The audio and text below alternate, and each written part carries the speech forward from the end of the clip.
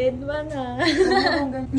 Nanginginig na yung buong cheeks ko, te. Tinig yung temperature. Pa-recover. Ay! Pa-recover mo muna ako. Ayan na! Ayan na! Wait lang! Game na. Kuya, kinakabahan talaga ako.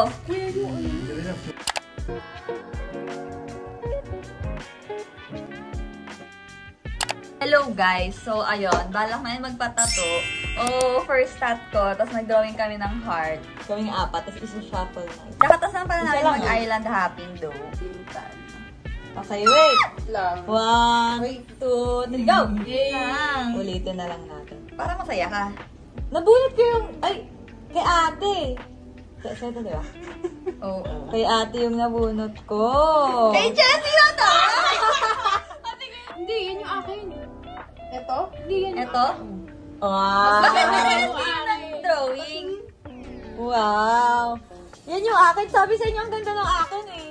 Okay, hindi ko alam kung anong mararamdaman ko guys kung ipapatato ko na. Kailangan! Kiss. Kailangan, liitan mo na lang. Ano? Ito, kanino to sa akin? Dagdagan mo na lang ng heart na mas cute. Or dalawahin mong ganyan. Dalawahin mong ganyan. Ano, kung gusto ko isa lang. Okay naman eh. Papatanggal ko guys yung lagpas tapos kung ano man nangyayari dito sa top. Kinubahan yan. Ano iyo? Kanino iyo? Kay ate. Sa'yo. Sa akin. So, parang ang pangit naman. Ang pangit naman na ganun. Hindi. Redraw ba? Wow, may pa-curves. Cute! Huwag ko muna ilalagay sa'yo, China. Pero ikaw unang bubunot para. Chelsea, please lang ah.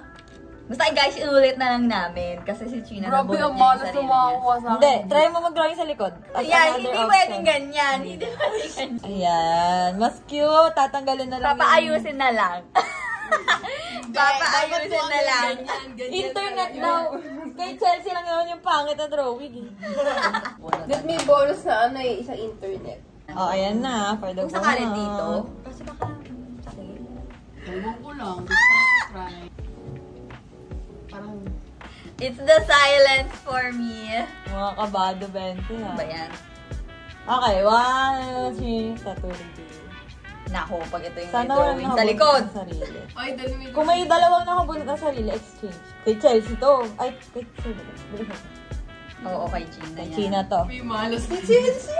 Hey! Hindi, tatanggalin mo lang. Huwag yung edit yan. Ba't pa tayo nag-heart? Kaya nga. Huwag nang i-edit wait lang. So, sa akin yung China, akala mo ang ganda ng iyo. Or kay Erin to. Sa akin yan.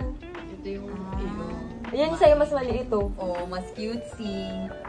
Napakaliit mo kaya. So, nakuha ko. Ayusin mo na lang. Hindi, nakuha ko yung kay China. Nakuha ko yung kay China, nakuha niya kay Chelsea, nakuha niya yung sa akin.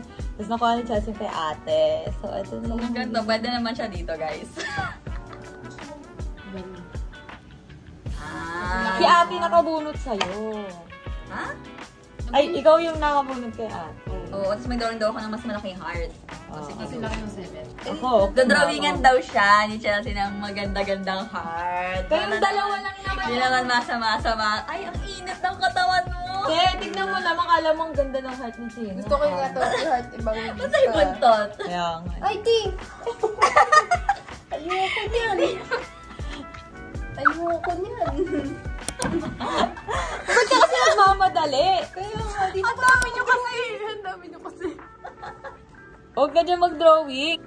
Ayusin mo, liitan mo. Ay, may gusto mo ba malit? Katulad kay Nadine. Nadine.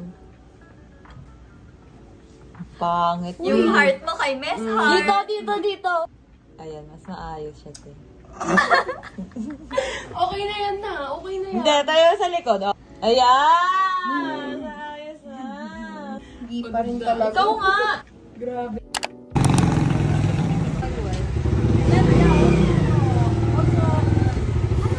Uy! Ano ba?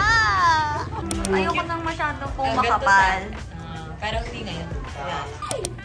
Kuya, sabi. Saan ko ang ilalagay mo? Tapos na-kompleto na yung diba? things natin. Eh, baka mag-fit. Kuya, dito ko. May ano po kasi ako sticker. Temporary. Ito, maganda ka? Okay lang, kuya. Dead man ah.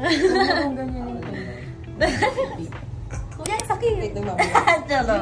Yun eh. Huwag mo nga. Okay, tapos na. Yan na. Okay, wait, tignan mo nga. Kuya, pinalitan mo na yun, ah. Hindi mo ba titignan? Bago na yung Hindi ko nakita. Hindi ko mo ba? bago yung puro dito. Tataranta na ako deep inside. Himas-himasi mga. Nanginginig na yung buong cheeks ko, te. Tinig yung temperature. Totoo. Hey. Dito mainit, dito malamig na. Tingnan ka na lang yung dati mo. Na, pag nahimatay ako dito, guys. I-vlog mo. I-vlog mo. Ilagay mo sa ano, ilagay mo na sa... Sir Arnel. Ayan. Wow. Wag. Joke lang. Pag okay lang yung feeling, ano mag-add? Hindi. Hindi na talaga. Isa lang. Pa-recover. Ay! Pa-recover muna ako. Ano ba? Parang ginaganon? Hindi ko Malalaman mo. Ayan na. Ayan na! Wait lang! Hindi, basta. Oh, relax lang, T. Kuya! Kapita mo na. Ikaw na kayo magawa. China, ang layo mo masyado. Portrait lang. Ang layo niya masyado. Hindi ko alam! Ay! Ang sakit! What the? Natatangan na lang siya. Okay na. Bumalik ka Game na. Kuya, kinakabahan talaga ako. Kuya, yung ano? Relax mo lang para hindi yan na... Hindi. Kaya. Ayan na, nangyayari na siya. Masakit siya, guys! Initial reaction, masakit daw. Dead man na, 5 seconds lang yan. Oh. Survive. Kuya, kala ko naman tapos na. Hindi na ako humihinga dito, guys. May side comments eh. Ay, hindi pa pala tapos.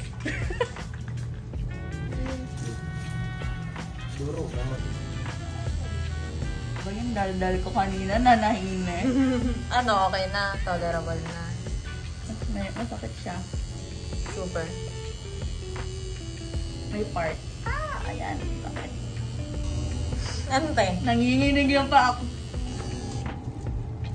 Nanginginig yung pa ako.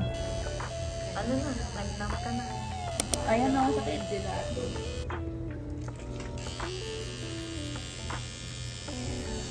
Buong time nakatakip yung ano? Oo, hindi. Kailangan kong supportahan yung sarili ko. Ganda siya, di ba? Kasi nagka-sunburn na square. That pala, hindi mo na sinuot yung tape. Yan na siya, guys. Tapos na po ba, kuya? Wow! Oh, thank you. Cute. Ang Wow! Mag-piside na siya. Naya naman. Guys, natuloy naman yung plano namin magpatato. Sa El Nidor. Actually, sa akin lang naman sila kinabahan. Totoo. Hindi nga ako kinabahan sa'yo eh. Okay. Wala lang. Alam mo, susunod siya. Ako kasi finlaykan na ako niyan eh. Magpapa-piercing kami dapat. Years ago. Tapos ako lang mag-isa tumulit eh. Years ago. Never forget. Okay. Ayan, so andito na kami. Ito na siya. Wow! Sige mo naman yung sayo sa akin ko, ganito lang. Ako na bumarap sa sarili ko, okay? Ganto yung first ko. Kaya nga, ano ba naman yan? Kung i-comfort mo naman ako, te. At least O, nagtatay. sige na nga. So, ako nag-drawing yan. Maganda siya, Mukha ba guys. akong masaya, guys? Maganda First siya. tattoo ko sa buhay. Drawing pa Special lang, guys. Sa taas na ako ng ring king. Nagagawin ka galit. Oo, ayok. Isil mo na.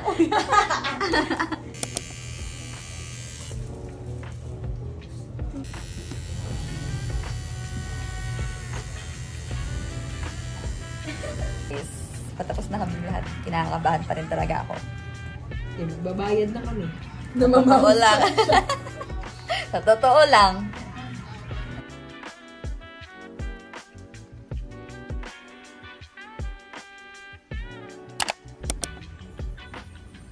Katakot naman to.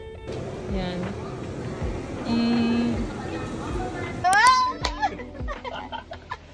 Oh, pakita mo dali. Grabe, parang nunal nga talaga yung sa akin. Sobrang liit pala niya. Pero okay lang though. I mean, ganyan talaga yung ano ko. Hey guys, so that's my first tattoo experience. So gusto ko lang ma-explain ng few things. But before anything else, kung nakita nyo man, girl, ang gulo ng background ko kasi wala ako sa bahay. So nandito ako sa bahay ng partner ko at hindi pa siya nag-aayos ng gamit kasi kakauwi lang namin from our beach trip dahil birthday niya like 5 days ago. So nag-celebrate kami sa beach, let's go get away, period. But yes, and also ang ingay ng background kasi girl, lakas ng ulan, Back to the video, girl. I got a tattoo. And ito siya. She looking cute. She looking fine and everything. Ayan o. Hindi ko alam kung nakikita nyo. But yeah, pag malayo, mukha lang talaga siyang malaking nunal. But that's the point. That's the point talaga. Ako naman guys, ever since, gusto ko talaga magpa-tattoo. Pero dati gusto ko yung parang medyo malalaki. Pero di naman marami. Pero ako, for me, gusto ko pa magpapatattoo ako. Yung may meaning talaga siya sa akin. Yung talagang it will speak to me. It speaks me. Yung talagang for me. Ganon. Hindi ako yung parang spontaneous na gusto ko lang magpatato, go, kahit anong tattoo. Kasi may mga ganun akong kilalang person. Pero as an overthinker and very anxious person, girl, it's not for me. It's really not for me. And of course, syempre nababanggit ko sa mga cousins ko, sa sister ko na gusto ko nga magpatato. Tapos sila, ganun din, gusto na nila magpatato. Tapos we came up with the idea na magpatato kami and matching tattoos siya. Tapos guys, matagal na talaga siyang idea. So, yung nagpatato kami guys last year, 2022. Tapos parang napag-usapan namin yun, parang 2021 pa. Parang mga ganun, basta matagal na. Initial na tattoo na talagang matchy kami is butterfly. Low-key sila talaga yung nag-adjust for me. Sa aming lahat, ako talaga yung pinaka-takot na magpatato. Kasi ayokong masaktan. Dahil yung pain tolerance ko, girl, sobrang baba niya. Like, sa lahat ng kilala kong tao, ako yung pinakamababang pain tolerance na kilala ko. Legit. Kaya nga hindi ako nagpapa-pierce, ganyan. Kahit gusto ko, guys, pero takot talaga ako. Ayoko talaga ma-hurt. Kasi nga, madali lang akong ma-hurt. Oh. So, ang gusto ko nga sana butterfly. Tapos ngayon, gusto ko ipalagay siya dito sa likod. Ayan. Kasi nga ako guys, overthinker talaga ako. Ang reason kung ba't ayaw ko magpatato is first of all, dahil masakit siya. And second of all, paano pag hindi ko siya nagustuhan? Kasi ganun ako minsan. Parang pag may decision ako, tapos ginawa ko na siya, parang by the end of the day, may low-key regret na parang, ay, dapat dito na lang ginawa. Yung parang ganun. Parang minsan dinadoubt ko talaga yung sarili ko. And also, nag-overthink nga ako. So, yun nga, pag magpapatato ako, gusto ko sana, ayan, gusto ko sana pag magpapatato ako is sa mga parts na hindi ko nakikita para hindi ko siya napapansin and hindi ako nag-overthink. Okay na, butterfly na. Ngayon, yung isa kong pinsan, nauna na siya. Nauna na siya kasi gusto niya talaga niya magpatato dahil hindi na nga nila ako mahintay. Tapos parang yun na pinipilit na nila ako, nagpatato na kami, ganyan-ganyan.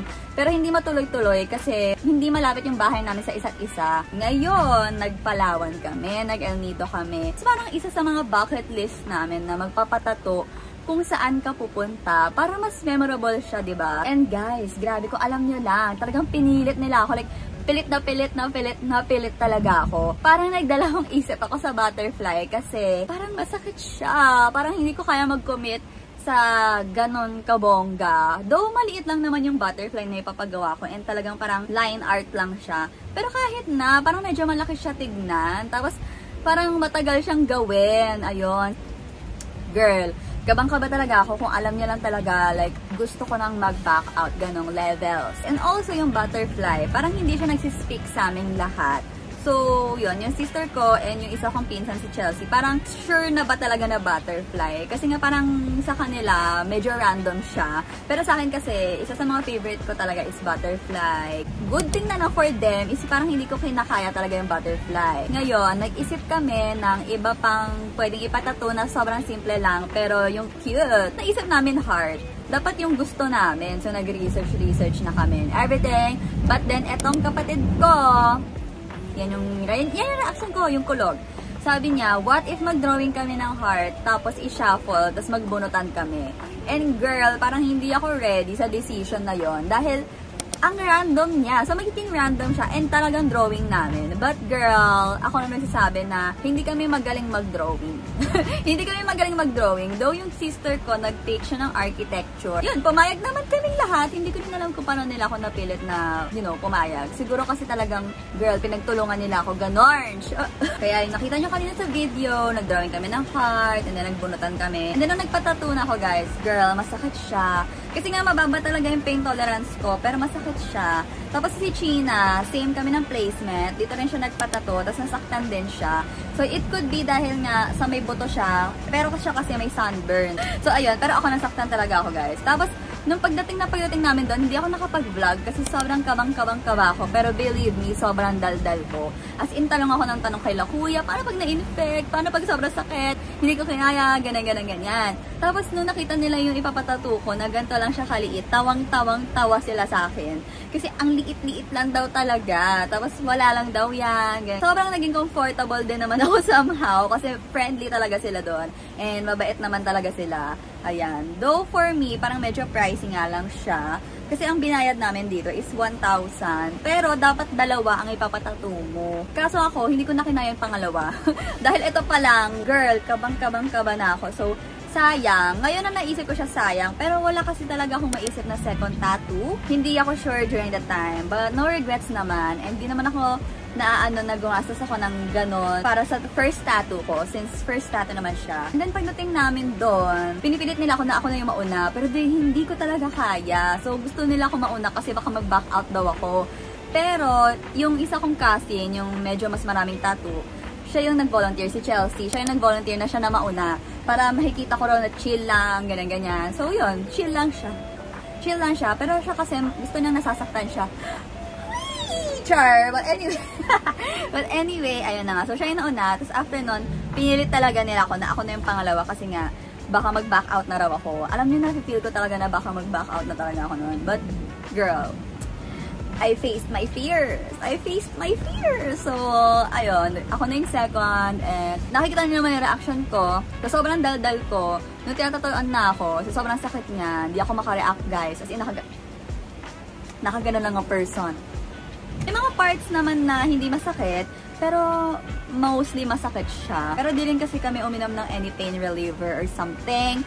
Tapos yun, di rin ako nag-research like what to do when kapag magpapatato ka or something. So, nung mga unang araw nang nagpatato ako, parang low-key nagsisisi ako kasi sobrang liit niya compared dun sa cousins ko na malaki. Kasi nga ito, para lang talaga siyang nunal. Low-key nagsisisi ako na parang, liit nga niya, parang nunal lang, parang hindi tattoo, gano'n.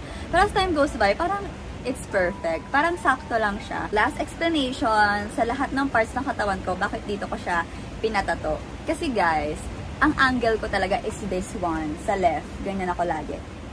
Hindi ako nagagandahan sa right part of my body, as in buong body ko, hindi ako nagagandahan sa right part ng body ko. Dahil dito, sa right part ng body ko, also have a disease na medyo hindi pa ako ready i-explain and medyo halata siya dito sa part na yan. So, hindi ko talaga gusto itong angle na to. And also, pag nagpipicture ako, parang never ako gumaganyan kasi nga parang hindi ako nagagandahan sa kanya. So, I've come up with the idea na dito ko siya ipalagay kasi heart siya, and to learn to love myself, my imperfections. Kasi this is who I am. I am born this way. Sabi nga ni RuPaul, if you don't love yourself, how the hell you're gonna love somebody else? Can I get an amen up in here? Diba? So, ayun. That's my first tattoo experience. Dapat nga sana magpapatato ako ulit for the first anniversary. Yan, parang every anniversary ng tattoo ko is papatato ako. Pero parang hindi pala ako ready dahil masakit siya. So, ayun. And also, mahirap magpatato nang hindi ko alam kung anong gusto ko. So, napansin ko nagpuputi-puti yun dito. Kasi sa lighting yan eh. Ayun o. Pero wala namang anything. But ang tattoo date talaga nito is September 24. Pero birthday kasi yun ng mommy namin. So, parang gusto ko siyang i-adjust. Gusto ko siyang i-adjust ng September 25. Yung talagang final na. Ayan, nag-heal na siya and everything.